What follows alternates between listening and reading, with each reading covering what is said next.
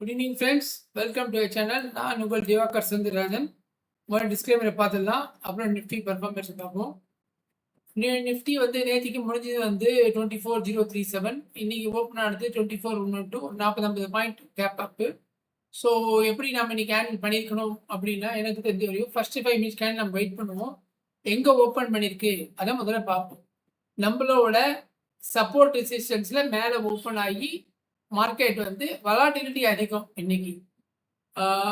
பெரிய மேட்டர் கிடையாது, இப்போ ஸ்டேட் எலெக்ஷன்ஸ் தான், பட் இருந்தாலும் வலாட்டிலிட்டி அதிகம். ஃபர்ஸ்ட் கேண்டில் பார்த்தீங்கன்னா ஒரு இன்டிசிசிவ் கேண்டில், ரெண்டு பக்கமும் விற்கு நல்ல பெருசாக இருக்குது.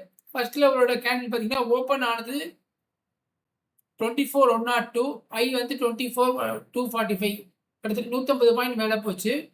அதே மாதிரி கீழே பார்த்தீங்கன்னா 24,061. ஸோ ஓப்பன் இஸ் ஈக்குவல் லோவில் வந்து கம்மியாக போச்சு.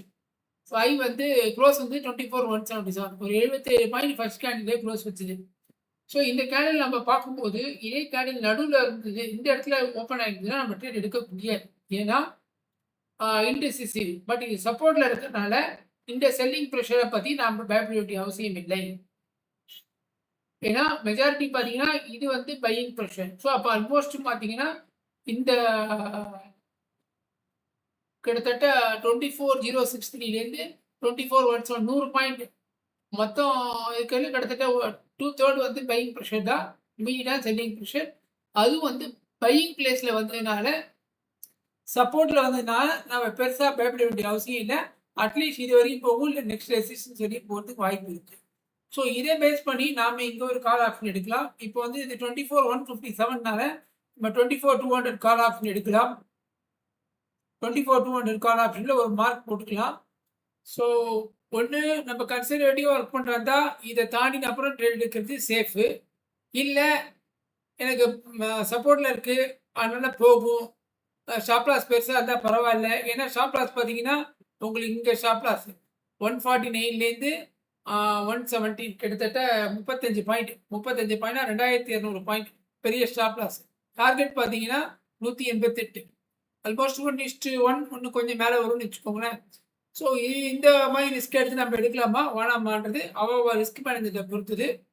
ஸோ நார்மலாக பார்க்கும்போது அவசியமாக கண்டிப்பாக எடுத்தாகணும்னு கேட்டால் எடுக்க வேண்டிய அவசியம் இல்லைன்னு தான் நம்ம சொல்லணும். ஏன்னா அவ்வளோ பெரிய ரிஸ்க் எடுத்து எடுக்கணும்னு அவசியம் இல்லை. சில பேர் அக்ரெசிவாக போய் கான்ஃபிடென்ட் எக்ஸ்பீரியன்ஸ் ட்ரேடர்ஸ் வந்து தைரியமாக எடுப்பாங்க. ஸோ அதுக்கப்புறம் மார்க்கெட் எங்கே போயிருக்கு, நம்மளோட டேவை சப்போர்ட் ரெசிஸ்டன்ஸில் போயிட்டு இவ்வளோ தூரம் டச் ஆகல, அங்கேயிருந்து ரிவர்ஸ் ஆகிடுது. ஆனால் இது வந்து ஒரு புல் பேக் அப்படின்னு தான் நம்ம எடுத்துக்கணும். இதை உடச்சாதான் மார்க்கெட் ட்ரெண்ட் ரிவர்ஸ் ஆகுது. ஸோ இப்போ எவ்வளோ தூரம் புல் பேக் அப்படின்னு பார்ப்போம். இப்போ இங்கேருந்து இந்த ஓப்பனிங் பேர்லேருந்து மார்க்கெட் வந்து இந்த ஐ போயிருக்கு, ஓகேவா? இப்போ பார்த்தீங்கன்னா புல் பேக் ரிவர்ஸ் ஆகி வந்து கிட்டத்தட்ட 0.5 கிராண்டி க்ளோஸ் பண்ணி கிட்டத்தட்ட 0.618லேயே திரும்பி இருக்கு. So even the golden ratio நல்ல ரேஷியோ அப்படின்னாலும் ஒரு 61% தான் டீப் புல் பேக். நல்ல பையன் ஸ்ட்ராங்காக இருந்தாங்க, செல்லஸ் இன்வால்மெண்ட் கம்மியாக இருந்தால் அட்லீஸ்ட் இங்கேருந்தே மார்க்கெட் திரும்பிடும், இல்லை இங்கேருந்தே திரும்பிடும். இவ்வளோ தூரம் வந்திருக்கு. ஸோ டீப் புல் பேக், இங்கே செல்லிங் ப்ரெஷர் வேறு இருந்தது. ஸோ டீப் புல் பேக்னால நம்ம கொஞ்சம் கேர்ஃபுல்லாக தான் பார்த்து ட்ரேட் எடுக்கணும். ஸோ அங்கேருந்து மார்க்கெட் பார்த்தீங்கன்னா அடுத்த பவுண்டரிஸான 0.25 இதை திருப்பி உடைக்கணும். இதை உடைக்காமல் இங்கேயே மார்க்கெட் ரிட்டர்ன் ஆகிடுது. இங்கேருந்து இந்த ரேஞ்சுக்கு பார்த்தீங்கன்னா 0.5 ரிவர்ஸ் எடுத்துருக்கு. சரி, 0.5 ரிவர்ஸ் எடுத்ததுனால நம்ம ரெண்டாவது வாட்டி என்ன பண்ணுவோம், இந்த இடத்துல ஒரு ட்ரெண்ட் லைன் வரையணும். இப்போ இங்கேருந்து எப்படி ஒரு ட்ரெண்ட் லைன், என்னது ஃபர்ஸ்ட் பாயிண்ட், ரெண்டாவது பாயிண்ட். ஸோ இது ட்ரெண்ட் லைனை நம்ம போடலாம். ஸோ ஒரு பாயிண்ட் வந்தோடனே நம்ம ட்ரெண்ட் லைன் போடணும், இது ரெண்டாவது பாயிண்ட் வந்தோடனே போட்டு பார்க்கலாம். ஸோ மார்க்கெட் ட்ரெண்ட் லைனும் உடைக்கல, திருப்பி ஒரு புல் பேக் எடுத்து போகுது. இப்போ நமக்கு இதை தாண்டணும், இதை தாண்டி வச்சுன்னா புல் சைடு, இல்லை இதுக்குள்ளேயே இருக்குன்னா இன்சைடில் மார்க்கெட் சுற்றி இருக்கு. ஸோ நம்மளால் ட்ரேட் எடுக்க முடியாது. ஸோ மார்க்கெட் என்னாச்சு, இந்த ஐயே தாண்ட முடியாமல் மார்க்கெட் இங்கேயே திருப்பி சுற்றிச்சு. நம்ம லாஸ்ட் வீக்கே சொன்னோம், மார்க்கெட் எப்பவுமே டவுன் சைடில் அக்யூமுலேட் ஆக்ஷனாக இருந்தால் இது பேர் அக்யூமுலேஷன் சொல்லுவாங்க. ஏன்னா இங்கே வந்து இன்ஸ்டியூஷன் வாங்குறாங்க.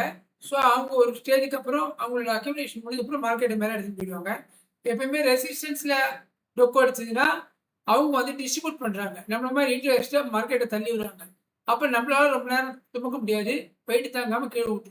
இது ஒரு லாஜிக்.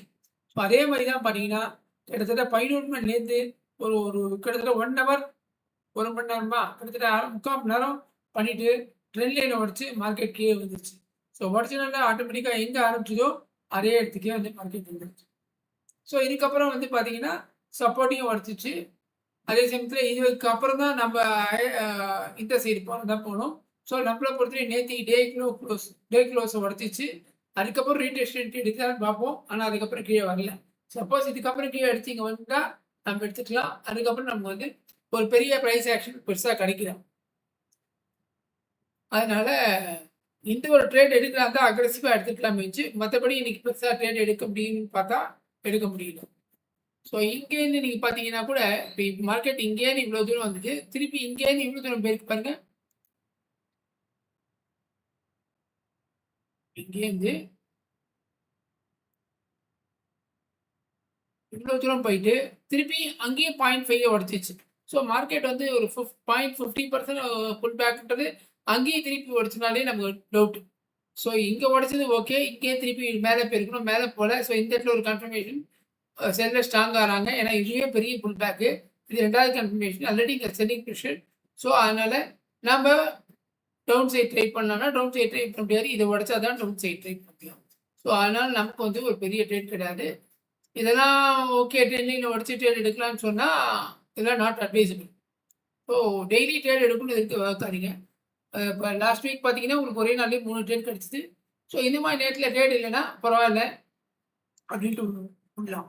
ஏன்னா நீங்கள் ஆக்சுவலாக வந்து மார்க்கெட் வந்து க்ரூட் ஆயிலோட வொலாட்டிலிட்டி பார்த்தா மார்க்கெட் கீழே விழுந்துருக்கணும். பட் இந்த ஸ்டேட் எலெக்ஷன்னாலேயா என்னன்னு தெரியல, மார்க்கெட் பெருசாக கீழே வெயில அட்லீஸ்ட் 24 ஹவர்ஸில் சஸ்டெயின் ஆகிடுது. அது வரையும் நம்ம சந்தோஷப்படணும். ஓகே, இப்போ நாளைக்கு என்ன நடக்க போகுதுன்றதை பார்த்துருவோம். இதெல்லாம் நம்ம ரிமூவ் பண்ணிடுவோம். டெய்லி ட்ரேட் எடுத்தானுன்ற மைண்ட் செட்டில் வராதிங்க. அது ரொம்ப கஷ்டமான விஷயம். என்னைக்காவது ட்ரேடு எடுக்கலைன்னா ஓகே, அக்செப்ட் பண்ணிக்கணும் நம்ம. ஏன்னா பாருங்க, இந்த ஓப்பனிங் ரேஞ்சிலே தான் மார்க்கெட் சுற்றிச்சு, நம்ம ஒன்றும் பெருசாக இல்லை. இது வந்து ப்ரீமியம் மெல்டிங் டேட் சொல்லலாம், செல்லர்ஸ் டே. ஸோ இன்னைக்கு வந்து ஷார்ட் ஷேடர் அந்த மாதிரி போட்டிருந்தீங்கன்னா உங்களுக்கு லாபம் முடிச்சிருக்கும். ஓகே, இப்போ வந்து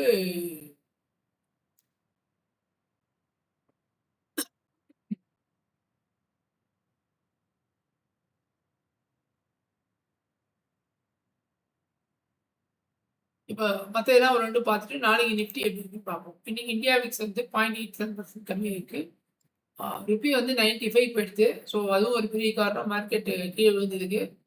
ஐ மீன் சஸ்டெயின் ஆகிருக்கு. பட் இன்னும் மேலே போயிருக்கணும், போகாததுக்கு அதுவும் ஒரு காரணம். அப்புறம் க்ரூட் ஆயில் பார்ப்போம். க்ரூட் ஆயில் பார்த்தீங்கன்னா 102 ஒரு ஸ்டேஜில் வந்து 107லாம் போயிட்டு 102 வந்திருக்கு. அதுக்கப்புறம் இன்னைக்கு வந்து மிட் கேப்பு ஸ்மால் கேப் எல்லாம் ஓகே. மிட் கேப்பும் ஓகே, ஸ்மால் கேப்பும் ஓகே தான். ஸோ பரவாயில்ல அதுதான். பட் எல்லாமே சஸ்டெயின் ஆகிருக்கு ப்ரைஸை. ஆட்டோமேட்டிக் எல்லா இடத்துலையும் அந்த ட்ராப் இருக்குது. பேங்க் நிஃப்டி எப்படி இருக்குன்னு பார்ப்போம். பேங்க் நிஃப்டி அதே தான். எல்லாமே 4 செக்டருமே ஒரே மாதிரி தான் ட்ரேட் ஆகிருக்கு. ஸோ இப்போ வந்து நாளைக்கு என்ன பண்ணலாம்? நாளைக்கு வந்து Tuesday expiry.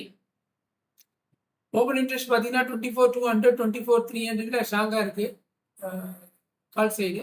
So 24,300. Down side பார்த்தீங்கன்னா 24,000 ஒரு சைக்காலஜிக்கல் நம்பர். ஸோ அதில் ஸ்ட்ராங்காக இருக்கிறதுக்கு வாய்ப்பு இருக்குது. ஸோ இதுக்குள்ளே நாளைக்கு எப்படி ட்ரேட் ஆகுன்னு பார்ப்போம். இப்போ நம்ம நிஃப்டி லெவல்ஸில் எங்கே இருக்குன்னு பார்ப்போம். லெவல்ஸை கரெக்டாக நோட் பண்ணிக்கோங்க. இப்போ நாளைக்கு மார்க்கெட் எங்கே வருது அப்படின்னா, சப்போஸ் ஒரு ஃப்ளாட் ஒரு நியூட்ரல் ஓப்பன் ஆச்சுன்னா நீங்கள் தைரியமாக ஒரு கால் சைடில் என்ட்ரி எடுத்து டார்கெட் இதை வச்சுக்கலாம். இல்லை சப்போஸ் ஒரு கேப் அப் ஆகி இந்த இடத்துல மார்க்கெட் ஓப்பன் ஆச்சுன்னா இதை பிரேக் அவுட் ஆகலாம், இங்கே புட் சைடு ட்ரை பண்ணி டார்கெட் வந்து இந்த டே க்ளோஸ் வச்சுக்கலாம். இல்லை கம்ப்ளீட்டாக மார்க்கெட் டவுன் ஆகிடுது, இந்த இடத்துல க்ளோஸ் ஆகுது, இல்லை இந்த இடத்துல க்ளோஸ் ஆகுது, இதுக்குள்ளே க்ளோஸ் ஆச்சுன்னா நீங்கள் கால் சைட் ட்ரை பண்ணலாம். சப்போஸ் இதுக்கு கீழே க்ளோஸ் ஆச்சுன்னா நம்ம வந்து இந்த ஸ்விங்குக்கு கீழே க்ளோஸ் ஆச்சுன்னா புட் சைட் ட்ரை பண்ணலாம். இப்போ நாளைக்கு எப்படி இருந்தால் நாளைக்கு மார்னிங் பார்த்துட்டு நான் ட்ரேட் பண்ணலாம். இந்த வீடியோ உங்களுக்கு பிடிச்சிருக்குன்னு நினைக்கிறேன். பிடிச்சிருந்தா லைக் பண்ணுங்கள், ஷேர் பண்ணுங்கள், சேனலை சப்ஸ்கிரைப் பண்ணுங்கள். Thank you friends.